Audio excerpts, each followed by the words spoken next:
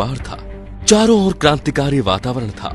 ऐसे में एक गढ़वाली परिवार में जन्म हुआ बेहद ही साधारण से दिखने वाले बच्चे का पूत के पांव पालने में ही नजर आने लगते हैं। पिता आर्मी ब्रिगेडियर थे तो देशभक्ति के संस्कार खून से ही मिले। कुशाग्र बुद्धि और बहुत कुछ हासिल करने की चाह के चलते 1965 में आईपीएस टॉप करके ही माने। केरल बैच के आईपीएस अफसर बने और 6 साल में वो मेडल हासिल कर लिया, जो 17 साल की ड्यूटी करने पर भी हासिल नहीं होता। मन के भीतर तो देश के लिए कुछ करने की ख्वाहिश सुलग रही थी। उसी के चलते पाकिस्तान में जासूस के तौर पर तैनात हो गए। 6 साल वहां जासूसी करते रहे। लाहौर में एक मजार के पास एक मुसलमान ने अजीत डोभाल को पहचान लिया था कि वो पाकिस्तानी या एक तरह से कहे तो मुसलमान है ही नहीं। उस मुसलमान ने पूछा कि क्या तुम हिंदू हो?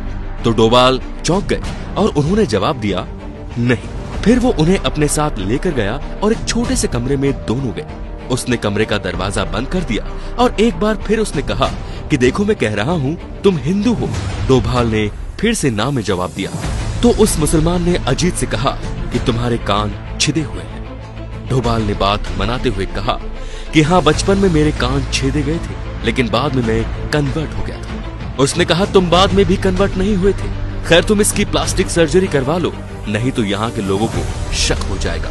1987 में खालिस्तान में आतंकवाद के वक्त पाकिस्तानी एजेंट बनकर दरबार साहिब के अंदर दाखिल हो गए। 3 दिन तक लगातार आतंकवादी के साथ मिलकर रहे और उनकी सारी जानकारी ली और ऑपरेशन ब्लैक थंडर को अंजाम दिया। 1988 में कीर्ति चक्र मिला।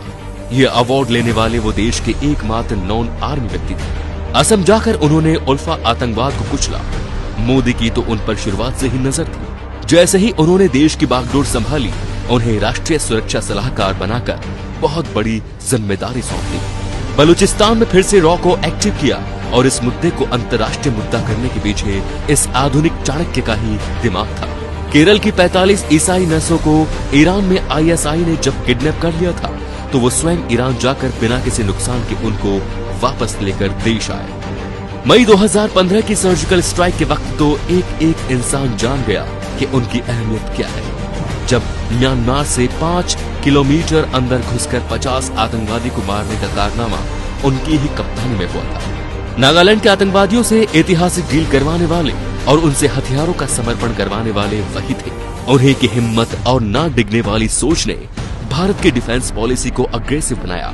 इसी का नतीजा था कि जब पाकिस्तानी शिप भारत की सीमा में दाखिल हुआ, तब बिना किसी चेतावनी के उसने उसको उड़ा दिया। फिर आया इतिहास का वो सबसे बड़ा दिन। दिसंबर 2016 में पाकिस्तान की जमीन पर पहली बार सर्जिकल स्ट्राइक हुई।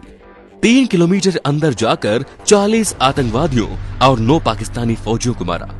अपने किसी सैनिक को आंच तक नहीं आने दी। एयर स्ट्राइक में भी उनकी ही भूमिका रही।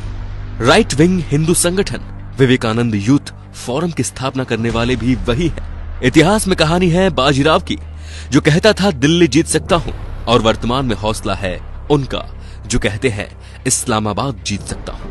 और कोई नहीं, वो है मोदी के चाणक्य अजीत डोभाल। तो दोस्तों, कश्मीर में 370 हटाने पर पैदा हुए हालातों का जायजा लेने भी अजीत डोभाल स्वयं गए थे और उन्होंने अपने हिसाब से स्थिति को सामान्य किया और वहां के लोकल लोगों के साथ मिलकर उनके साथ हंसी ठिठोली करके उनके साथ वक्त बिताया। ये एक ऐसे शख्स हैं जिनकी देश को काफी जरूरत है। अगर आप हमारे इस बात से सहमत हैं तो इस वीडियो को आगे से आगे शेयर करते जाइए दोस्तों। कमेंट में इनको लेके अपने विचार जरूर बताइए। धन्यवाद।